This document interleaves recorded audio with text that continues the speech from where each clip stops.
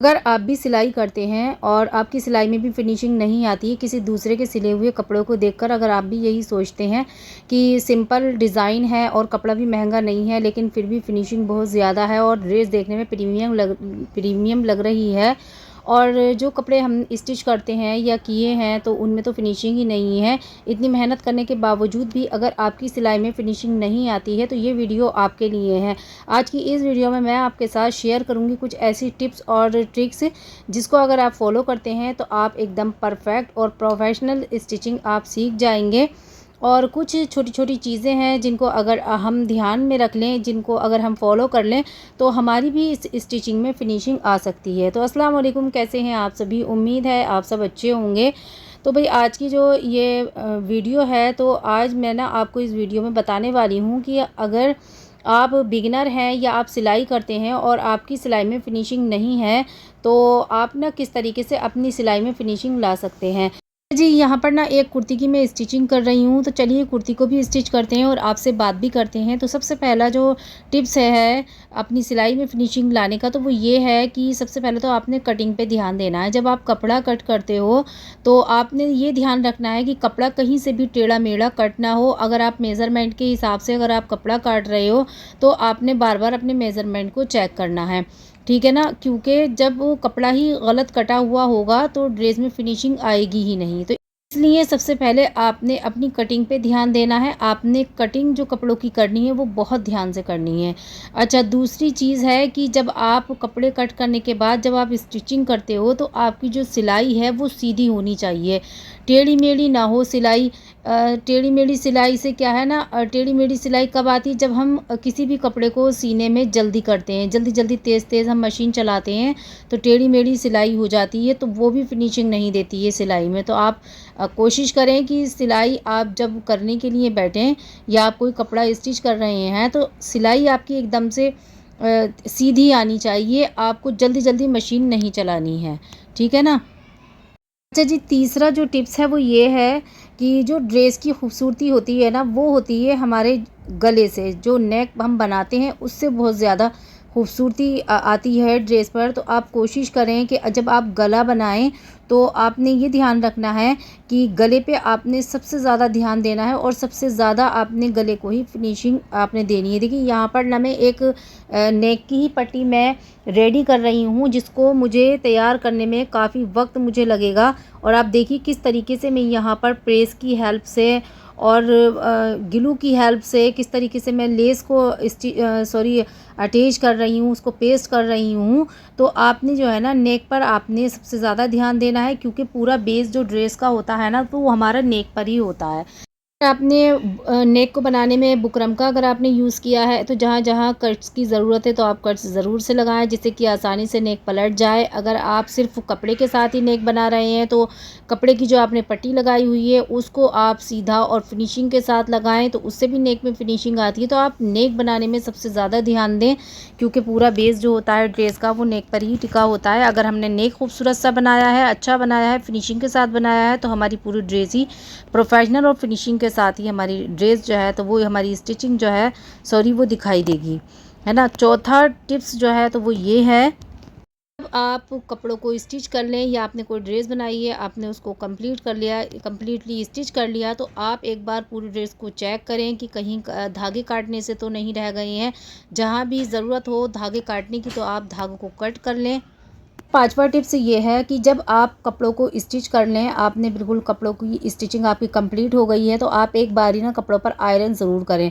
Iron करने से क्या होता है कि जितनी भी सिलाई हमने लगाई हुई होती है तो वो ना एकदम से उस प्रेस से अच्छे से सेट हो जाती है। आप अगर हाथ से सेट करने की कोशिश करेंगे तो उतनी फिनिशिंग के साथ वो नहीं सेट होती है। अगर आप आयरन करते हो सिले हुए कपड़ों पे तो बहुत ज़्यादा जो फिनिशिंग है वो बहुत ज़्यादा दिखाई देती है, और एकदम से जो हमारी सिलाई है तो वो एकदम से ऐसी लगती है कि जैसे बहुत प्रोफेशनल हमने स्टिच किया है कपड़े को।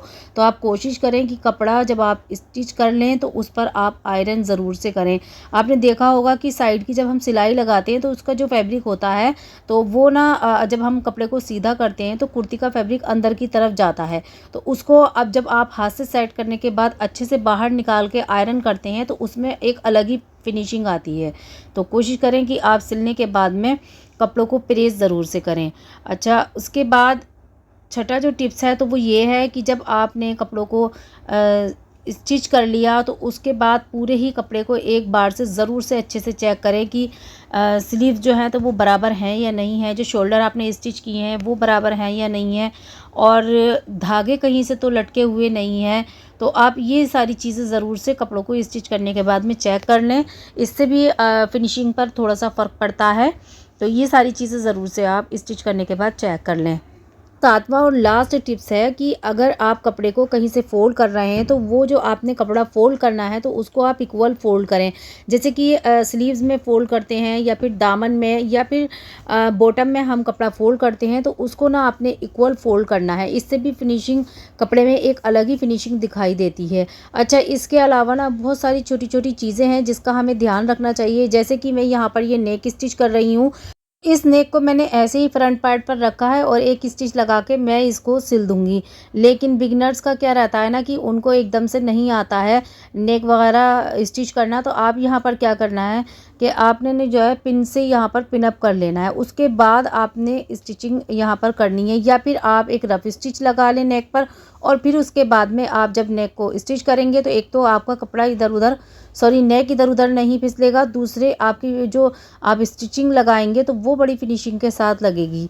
ये एक छोटी सी चीज़ है लेकिन अगर आप इसको फॉलो करते हैं तो आप ना बड़ी फिनिशिंग के साथ अपने कपड़े को स्टिच कर सकते हैं। अच्छा, अगर आप कोई डिज़ाइनर इसके अलावा अगर आप कोई डिज़ाइन बना रहे हैं नेक या स्लीव्स या कहीं भी कपड़े में आप कोई डिज़ाइन बना रहे हैं ट्राउज़र वगैरह में, तो आपने क्या करना है, आजकल ना ये जो फैब्रिक ग्लू है आप उसका इस्तेमाल करें, आप उसका यूज़ करें। अगर आपने कहीं लेस अटैच करनी है, पेस्ट करनी है, तो आप फैब्रिक ग्लू से आप पेस्ट कर सकते हैं। जैसा कि आपने स्टार्टिंग में मुझे करते हुए देखा था, मैं यहाँ पर एक डिज़ाइनर नेक बना रही हूँ। तो जो उसकी पट्टी थी तो उसको मैंने उस पर मुझे लेस अटैच करनी थी। तो पहले मैंने क्या किया, पहले मैं फैब्रिक ग्लू से मैंने पेपर पेस्टिंग लगाई और फिर मैंने उसके बाद फैब्रिक ग्लू से ही लेस को पहले मैंने उस पर पेस्ट किया। उसके बाद आयरन करने के बाद मैंने फिर बाद में स्टिचिंग लगाई है। तो इस तरीके से बड़ी फिनिशिंग आती है डिज़ाइन में अगर आप इस तरीके से करते हैं डिज़ाइनिंग। अच्छा, इसके अलावा अगर आप कहीं विजिबल अगर सिलाई लगा रहे हैं तो वो आपने सीधी लगानी है बिल्कुल, इससे भी फिनिशिंग आती है कपड़े में स्टिच होने के बाद में। अगर आप यही सिलाई टेढ़ी मेढ़ी लगा देंगे तो फिर वो फिनिशिंग नहीं आती है। अच्छा, अगर आप टॉप स्टिच लगा रहे हैं तो टॉप स्टिच लगाने में भी आपको बहुत ध्यान देना है। टॉप स्टिच जो है जब हम लगाते हैं तो वो भी मशीन के पैर की वजह से इधर उधर हो जाती है। तो आपको ये ध्यान देना है कि जो टॉप स्टिच हमने जहाँ पर भी हमने डिज़ाइनिंग में या फिर हमने स्लीव्स वगैरह में लगानी है तो वो हमने बहुत ध्यान से लगानी है, वो टेढ़ी नहीं हो, वरना फिर फिनिशिंग नहीं आती है सिलाई में। अच्छा, अगर आप लाइनिंग वाला सूट सी रहे हैं तो लाइनिंग वाले सूट में भी आपने ख़ास ख़्याल रखना है कि जो लाइनिंग है वो और जो मेन फैब्रिक है उसको आपने स्ट्रेट करके स्टिच लगानी है। वरना क्या होता है कि अंदर का जो लाइनिंग है तो वो थोड़ी सी टाइट रह जाती है, और जो ऊपर का फैब्रिक होता है मेन फैब्रिक तो वो कभी कभी उसमें झोल आने की वजह से वो लूज़ रह जाता है। तो वो फिनिशिंग नहीं आती है लाइनिंग वाले सूट में जो आनी चाहिए। तो आपने लाइनिंग वाले सूट को स्टिच करते टाइम इस चीज़ का बहुत ध्यान रखना है। कभी कभी जब हम सिलाई कर रहे होते हैं तो एकदम से लूज़ सिलाई आने लगती है, लूज़ बखिया आने लगती है। तो आपको ख़ास ध्यान देना है कि कहीं भी लूज़ सिलाई नहीं आए। अगर आ गई है तो उसको फ़ौरन ही आप निकाल दें, धागे आप उसके निकाल दें, क्योंकि लूज़ सिलाई कभी भी अच्छी नहीं लगती है। और ये तब होता है जब हम कभी बहुत ज़्यादा जल्दी में कोई कपड़ा स्टिच कर रहे हों और तेज़ी के साथ हम मशीन चला रहे हैं तो लूज़ बखिया आने लगती है। तो बखिया पे आपने बहुत ध्यान देना है, क्योंकि सारा बेस जो होता है सिलाई का वो बखिया पे ही होता है। अगर आपकी सिलाई मशीन की बखिया अच्छी आ रही है तो आपके कपड़े में स्टिचिंग के बाद फिनिशिंग ही आएगी। तो बखिया में आपने ये ध्यान देना है कि ऊपर और नीचे का धागा एकदम से इक्वल है या नहीं, तो उससे बखिया बहुत अच्छी आती है। तो इसलिए आप ये ध्यान दें कपड़े को स्टिच करते टाइम कि बखिया आपकी अच्छी आनी चाहिए, लूज़ आपकी जो सिलाई है वो नहीं आनी चाहिए सिलाई में। कपड़ा सीने के बाद ना बहुत सी कपड़े की ऐसी स्टिचिंग होती है जहाँ पर हमें नोचेस लगाने की ज़रूरत होती है। जैसे कि अब नेक हो गया, अगर आप नेक में कर्व वगैरह आप यूज़ कर रहे हैं, पेस्टिंग वगैरह, तो उसमें जो है ना नेक अच्छे से नहीं पलटता है जब तक कि आप उसमें नोचेस नहीं लगाएंगे। तो आपने नोचेस भी बड़े केयरफुली लगाने हैं, स्टिचिंग ना कटे इसका भी ध्यान रखना है, और नोचेस भी ऐसे लग जाएँ कि आराम से हमारा नेक पीछे की तरफ पलट जाए।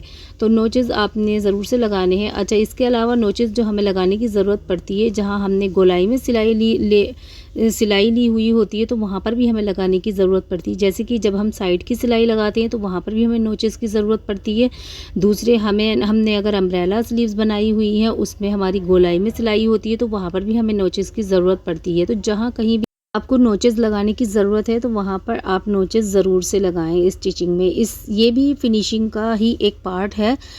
तो इससे ना फिनिशिंग आती है जब आप किसी भी नेक वगैरह को पलटते हैं नोचेस लगाने के बाद, और आप उस पर आयरन करते हैं तो बहुत फिनिशिंग आती है सिलाई में। अगर आपने कुर्ती स्टिच की है तो उसकी ना आपने एक बारी साइड की सिलाई और उसका शेप और स्लीव्स वगैरह आपने चेक कर लेनी है कि दोनों की सिलाई बराबर है या नहीं है। क्योंकि कभी कभी अगर जब हम स्लीव्स अम्ब्रेला बनाते हैं तो उसको गोलाई शेप देते हैं, और जो साइड की सिलाई होती है तो वो भी थोड़ी सी गोल शेप में ही होती है। तो उसकी लेंथ वगैरह आपने चेक कर लेनी है एक बार कि ये बराबर है या नहीं, इक्वल है या नहीं। लास्ट में मैं आपसे कहूँगी कि जो सिलाई में फिनिशिंग आती है ना, वो सिर्फ सिलाई मशीन चलाने से या कपड़ा सिलने से नहीं आती है, बल्कि हम जब कपड़ा स्टिच कर रहे हैं तो छोटी छोटी जो डिटेलिंग पर ध्यान देने से ही फिनिशिंग आती है। अब आप ये देखिए, ये मैंने ये सूट स्टिच किया है, ये देखिए कितनी फिनिशिंग के साथ स्टिच हुआ है, क्योंकि मैंने इस सूट की डिज़ाइनिंग में छोटी छोटी डिटेलिंग पर बहुत ज़्यादा ध्यान दिया है। उम्मीद करती हूँ सिलाई में फिनिशिंग लाने के ये कुछ छोटे छोटे से टिप्स आपके काम आए, आपके लिए ये वीडियो यूज़फुल हो। अगर आपके लिए वीडियो थोड़ी सी भी यूज़फुल हो तो एक लाइक ज़रूर से कर देना, और जो मेरे चैनल पर न्यू है वो सब्सक्राइब कर देना। तो आज का ये डिज़ाइन आपको कैसा लगा कमेंट में ज़रूर से बताना। तो मिलते हैं ऐसी ही यूज़फुल वीडियो के साथ, तब तक के लिए अल्लाह हाफिज़।